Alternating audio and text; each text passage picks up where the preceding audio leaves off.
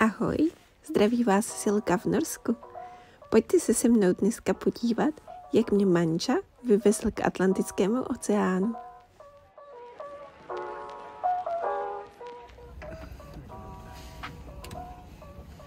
Zašli jsme si na kafíčko.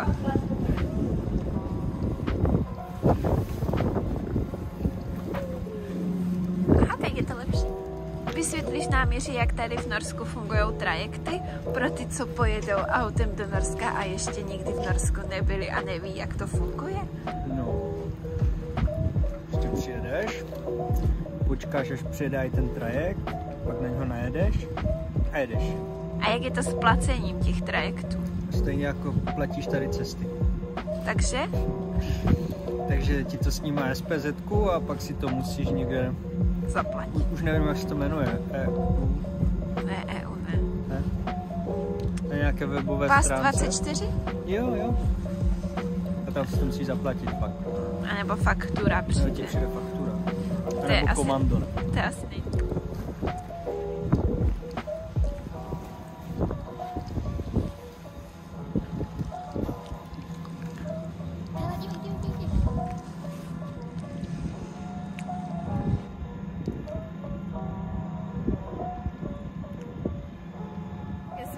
Že práce na takovém trajektu musí být úplně pohodička. Podle mě ten, co říká autům.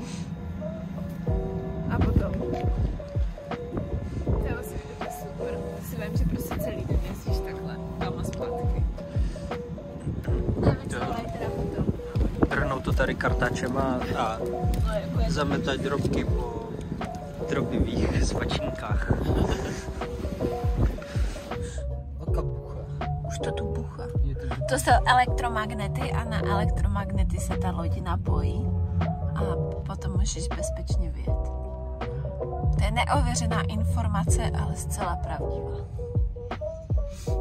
Co myslíš? Tak vypadá to tak divně. Jak on to vidí? Myslíš, že tam má kamery třeba? Ne, teď má pána v červené vestičce. Který to? Čučí. Který čučí, no. A když tak pozdě zařve. Mimo. Ale tak asi tam můžou mít kamery. Nevím. Husté. A jedem.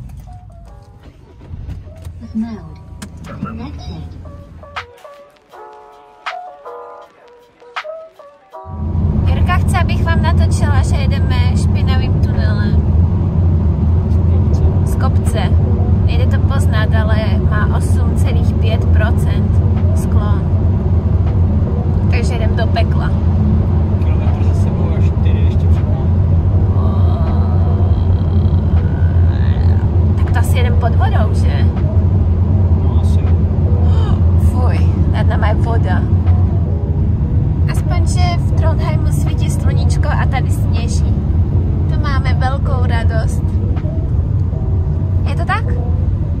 Ano. Nám bylo smutno po sněhu, tak jsme si zajeli. Tak kam jsme přijeli, Georgi? Tam to máš napsané. Na a jo, husté. Lodička. Ojaj.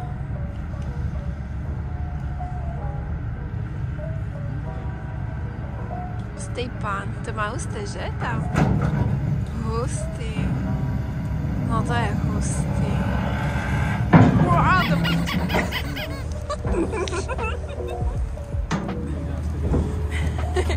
to je ono. Při nejhorší můžeme jít busem.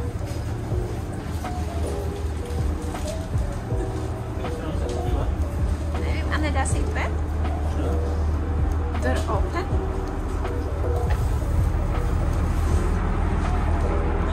Já bych radši byla venku. Okay. Tady nahoru, víš? Dívej.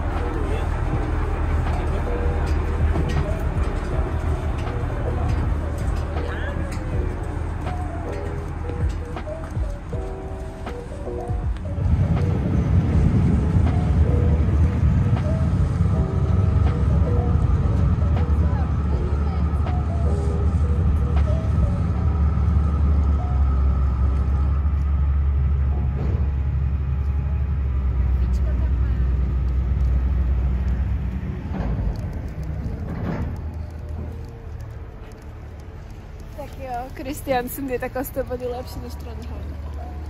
Jak to? Protože tu můžeš jezdit lodí zadarmo. Ano, slyšeli jste správně. Tento způsob přepravy je zcela zdarma a okruh zabere asi 20 minut. Všechny ostatní informace najdeš v popisku videa. Tohle je fakt husté. Městečko Kristiansund má určitě co nabídnout. My jsme šli lovit výhledy jak na fjord, tak na oceán.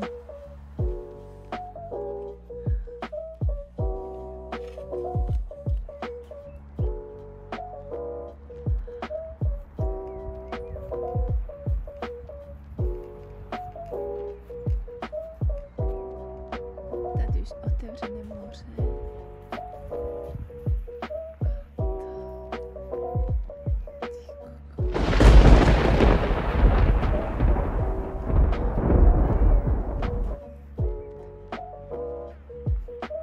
A teď vám povím, jak jsme se sem dostali. Prostě jsme ráno vstali a Jirka měl dobrou náladu a řekl mi, pojedeme na výlet. A já, tak jo. A jsme tu.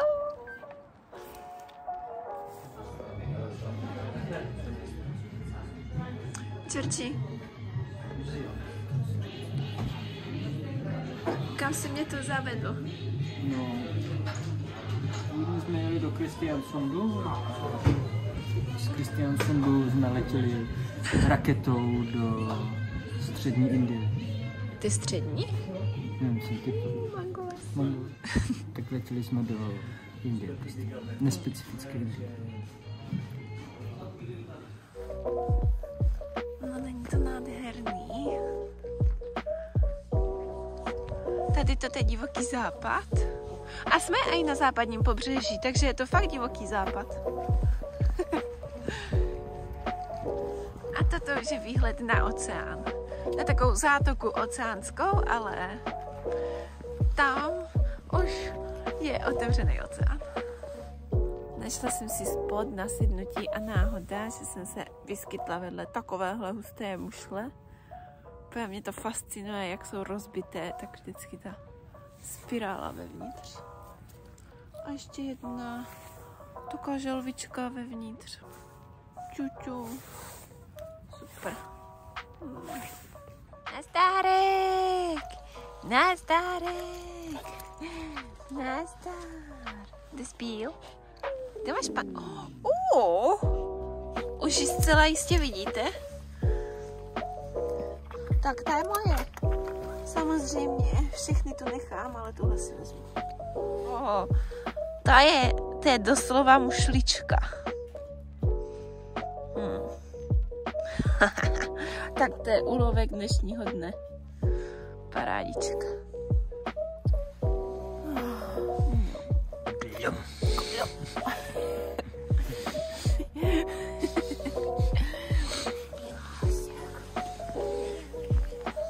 Máš rád rybiomáčku? Jo.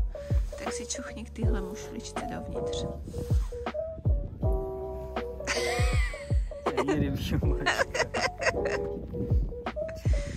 Tam je ten pluš nějaký v tom. No, ale umírá.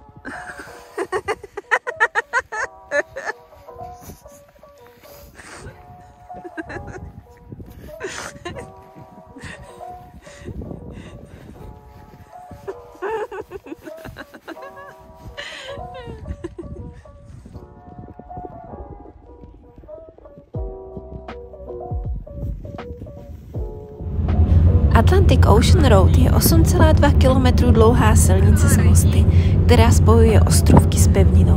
My zrovna najíždíme na ten nejznámější most této stavby, která z určitého úhlu vypadá, jako by vedla do nebe. Při špatném počasí vás tady může oprsknout doopravdy velká vlna, tak na to pozor. Tak to je úplně stavba století tady. A prostě toto. Wow. Srdíčko mi plesá.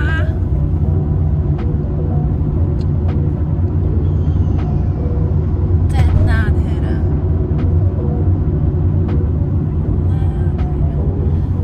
A tady, kdybyste měli rybářské pruty, tak se tady dají ulovit prý úplně super tresky. internetech.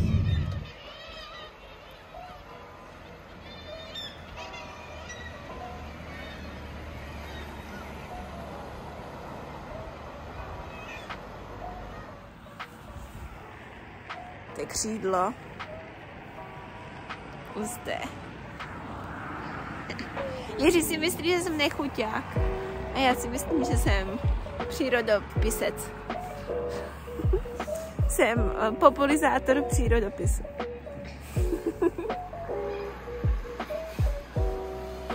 Hej, zdar! Pika!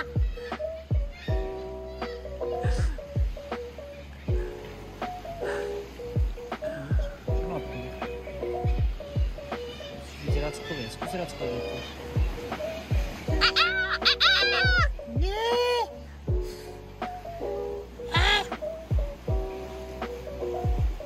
Nic moc.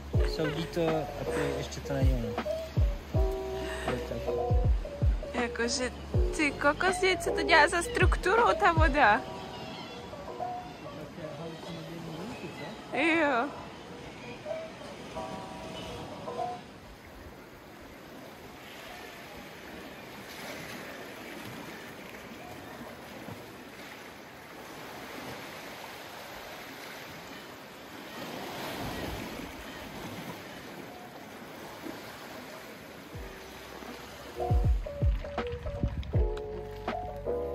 Dobre.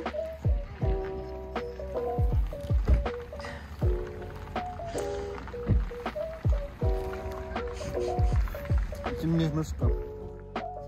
A my teďka jdeme na kafíčko. Tak kudy jdem?